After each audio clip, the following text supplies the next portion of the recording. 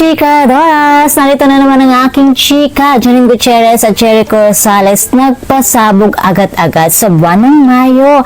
Heto na nga mga chikadoras, kung init lang din ang pag-uusapan, heat is on talaga dahil nga naman sina Jericho Rosales at Janine Gutierrez ang cover ng Tatler Philippines sa kanilang May 2025 edition.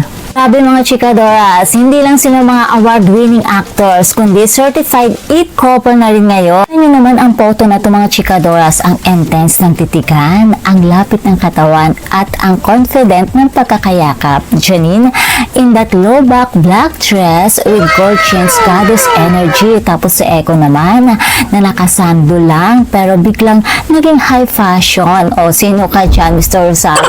Ano yung vibe nila para silang power couple sa isang Netflix series, pero hindi ito intimidating ha, classy pero may kilig. Noon ng showbiz na madalas puro pa cute, pero ang Echo Nin, ibang level ang presence nila. Caption ng magazine, the heat is on. Ay oo nga naman, dahil nasusunod ng aking timeline sa kakashare ng mga Echo Nin fans. Yung iba nga akala nila prenup na raw ito, ay kalma lang mga chikadoras, endorsement pa lang yan. Kailan nga lamang ay naloka na naman tayo sa ibinahaging video ni Janine na kung saan ay may sailing boat sa Boracay at sinasabi doon na Janine Gutierrez said yes. Ano ba yan? Proposal na ba yan ni Echo? Hindi po, ayun, proposal ni Echo, kundi Janine said yes to I Care. Ayan. So, at ibinahagi din ni Janine sa kanyang YouTube channel ang kanyang mga secrets sa pagpapapayat, pagdiet, ganyan. So, ang kanyang mga health tips na hindi ko ma-apply. Hindi ko siya ma-apply kasi nasobrahan ako sa exercise. So, ito naman mga chikadoras, ang ilan sa mga ibinahagi nila sa Tatler Magazine. Sa hindi inaasahan na buo ang isang nakakakilig at eleganteng love story ni Jericho Rosales at Janine Gutierrez. Sa isang panayam, ibinahagi ng dalawa ang kwento ng kanilang relasyon mula sa unang sulyap hanggang sa pag-usbong ng pagmamahalan na parang teleseryeng hindi scripted. Unang kinumpirma ang kanilang relasyon sa star-studded launch ng Lavender Fields noong 2024. At kung may award lang sa pinaka-heartfelt na pahayag ng taon, panalo na si Echo. Nagkaroon pa sila ng Tiffany & Co moment kung saan nagbibiruan sila sa pagsusuot ng singsing. Hindi pa proposal yan, pero ang Tease Chiefs kiss. May halong kilig, may halong biro, pero ramdam mo yung lambing at respeto nila sa isa't isa. Ang chemistry nila hindi lang basta spark, kundi full on fireworks, kaya hindi nakapagtataka kung bakit sila ngayon ang talk of the town couple ng showbiz. Class, charm, at chemistry in one undeniable powerful pairing. Kung matatandaan, ibinahagi ni Echo ang kanilang first coffee meeting at doon na nagsimula ang kwento ni Janine at Echo. Si Echo sa kanyang very professional approach, nag-aya ng kape para daw pag-usapan ang script ng Lavender Fields kung saan mag-asawa sila doon, at ang ending wala silang nabasang script dahil mas nag-enjoy silang kilalanin ang isa't isa. Aba, ang naging 6-hour bonding session na uwi sa mahabang usapan na parang wala nang bukas. Samantalang yung kadit ko kahapon, 6 hours akong kinukumbinsing utangan. Akala niya siguro po ako ni Henry C. Uy, anak lang ako ni Mila Store. Sa ngayon, hindi lang inspirasyon sina Echo at Janine sa on-screen drama, kundi pati sa totoong buhay. Ibinahagi ni Echo kung gaano siya humanga kay Janine dahil naiintindihan daw siya nito, lalo na pagdating sa passion niya sa trabaho at sa buhay.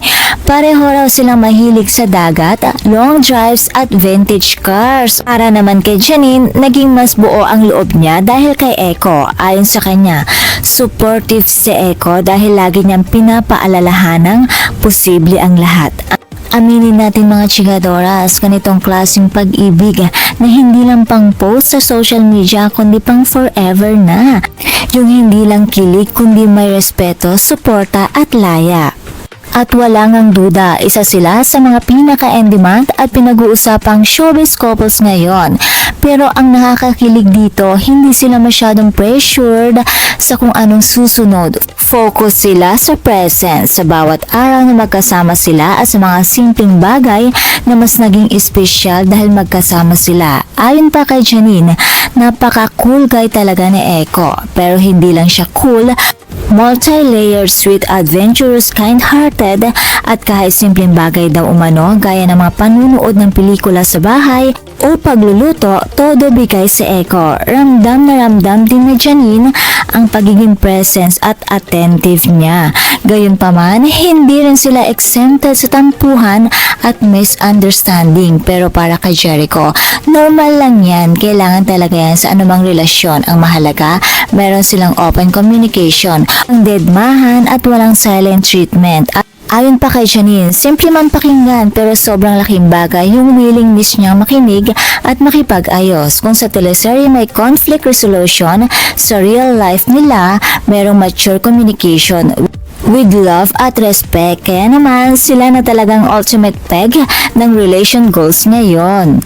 At isa sa mga mahalagang aral na natutunan ni Echo at Janine sa kanilang relasyon ay ang kahalagaan ng pagiging pribado. Para kay Janine, ang relasyon ay usapan lamang ng dalawang taong involved, kaya mahalaga ang tiwala at matibay na pundasyon. Ayon naman kay Echo, pareho silang maingat kung ano lang ang dapat ibahagi sa publiko at pareho rin silang hindi nagpapaka-pressure na i-share lahat. Dahil dito, hindi na rin nakapagtataka na iwas sila sa pagkomento tungkol sa kasal o future plans nila bilang couple.